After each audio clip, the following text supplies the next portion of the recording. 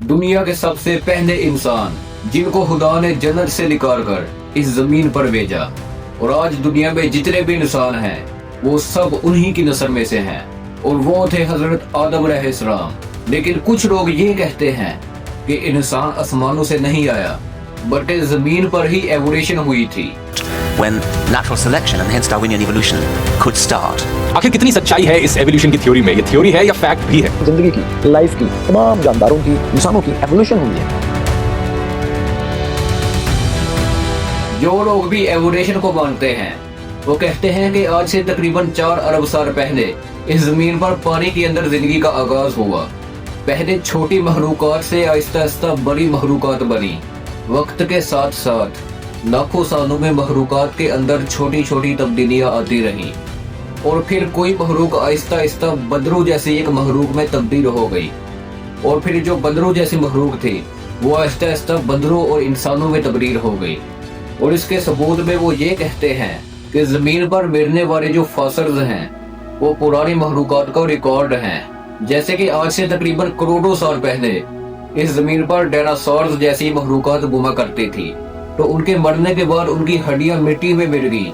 फिर आज जब हम उस जगह की खुदाई करते हैं तो हमें वो हड्डियां मिल जाती हैं। जब हम उन हड्डियों को जोड़ते हैं तो हमें पता चल जाता है कि इस जमीन पर आज से करोड़ों साल पहले एक बहुत बड़ी मखलूक रहा करती थी जो कि अब खत्म हो चुकी है। तो वो कहते हैं कि इस जमीन पर कुछ पुराने जानवरों के ऐसे फॉसिल्स मिले हैं जो कि आज के जानवरों से भी मैच करते हैं। जैसे कि कुछ ही साल पहले इस जमीन पर एक बहुत बड़े हाथी के फॉसिल मिले थे जो कि आज के हाथी के साथ भी मैच करता है, लेकिन उसमें थोड़ी बहुत तब्दीलियां हैं। जैसे कि उसके दांत बहुत ही बड़े थे और उसके जिस्म पर बहुत ज्यादा बार थे। इससे वो ये नतीजा निकालते हैं कि मखलूकात के अंदर वक्त के साथ साथ तब्दीलियां आती रही। मिसाल के तौर पर जिस हाथी के जिस्म पर बहुत ज्यादा बार थे और वो बहुत बड़ा हाथी था, तो ये उस दौर का हाथी था जिस दौर में इस जमीन पर बहुत ज्यादा ठंड पड़ा करती थी। फिर वक्त के साथ आहिस्ता आहिस्ता जमीन गर्म होती रही और आहिस्ता आहिस्ता फिर हाथी के जिस्म से बार भी खत्म हो गए, और बहुत कम ही ऐसे हाथी बच गए कि जिनके जिस्म पर बहुत बड़े बड़े बार थे और वो साइज में भी बहुत बड़े होते थे। फिर वो भी जमीन के गर्म मौसम की वजह से आहिस्ता आहिस्ता इस जमीन से खत्म हो गए। तो एवोल्यूशन के मानने वाले ये सबूत देते हैं कि जमीन पर मखलूकात में आहिस्ता आहिस्ता तब्दीली आती रहती हैं। फिर वही मखलूकात बच जाती हैं जो कि नेचर के अंदर फिट हो जाती हैं, और जो मखलूक नेचर के अंदर फिट नहीं हो सकती वो फिर खत्म हो जाती है।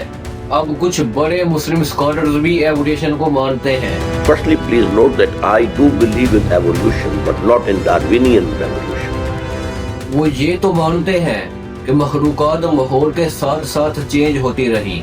जैसे कि जब इस जमीन पर बहुत ज्यादा ठंड पड़ा करती थी तब इस जमीन पर जो हाथी थे उनके बार बहुत ही बड़े थे और उनके दांत भी बहुत बड़े थे। लेकिन जैसे ही ये जमीन गर्म होना शुरू हुई तो हाथियों के बड़े बड़े बार भी खत्म हो गए और उनके दांत भी छोटे हो गए।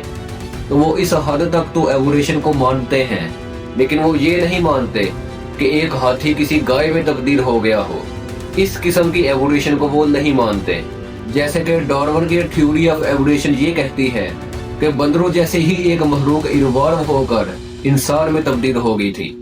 इस किस्म की एवोल्यूशन को बड़े मुस्लिम स्कॉलर्स नहीं मानते। But not in Darwinian evolution. वो कहते हैं कि हर किस्म की मखलूक इतनी परफेक्ट है कि वो कभी भी किसी दूसरी मखलूक में तब्दील नहीं हो सकती, और साइंस के पास भी इस बात का कोई भी डायरेक्ट प्रूफ नहीं है कि एक स्पीशी किसी दूसरी स्पीशी में कन्वर्ट हो गई हो। और मुस्लिम्स एवोल्यूशन के मानने वालों को ये भी जवाब देते हैं कि अगर कोई स्पीशी किसी दूसरी स्पीशी में कन्वर्ट हुई है तो इन दोनों के दरमियान की जो स्पीशी है वो भी इस जमीन पर मौजूद होनी चाहिए। मिसाल के तौर पर एवोल्यूशन के मानने वाले ये कहते हैं कि बंदरों जैसे ही एक मखलूक आहिस्ता आहिस्ता इंसानों में तब्दील हो गई थी। तो इसके जवाब में मुस्लिम ये कहते हैं कि अगर ऐसा हुआ होगा तो फिर बंदरों और इंसानों के दरमियान में जो मखलूक थी वो अब इस दुनिया में क्यों नहीं है।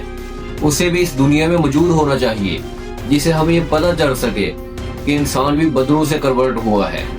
लेकिन एवोल्यूशन के मानने वाले ये कहते हैं कि जो बंदरों और इंसानों के दरमियान की मखलूक थी वो अब इस दुनिया में तो मौजूद नहीं है, लेकिन उसकी हड्डियां इस दुनिया में मौजूद हैं, जिनसे हमें ये पता चलता है कि बंदर पहले उस मखलूक में कन्वर्ट हुए थे और फिर वो मखलूक इंसानों में कन्वर्ट हो गई थी। लेकिन जिन हड्डियों के बारे में वो बताते हैं, वो हड्डियां भी काफी हद तक इंसानों से मैच करती हैं। वो बंदरों से मैच नहीं करती, बल्कि वो इंसानों से मैच करती हैं। तो इस बात का भी काफी ज्यादा इम्कान है कि वो हड्डियां भी इंसानों की ही होंगी, और उन हड्डियों में थोड़ी बहुत तब्दीलियां इस वजह से हैं क्योंकि वो हड्डियां जमीन के अंदर दफन थी, तो जमीन पर पड़ने वाले प्रेशर की वजह से उनमें थोड़ी बहुत तब्दीली आ गई होगी, लेकिन वो हड्डियां है इंसानों की ही।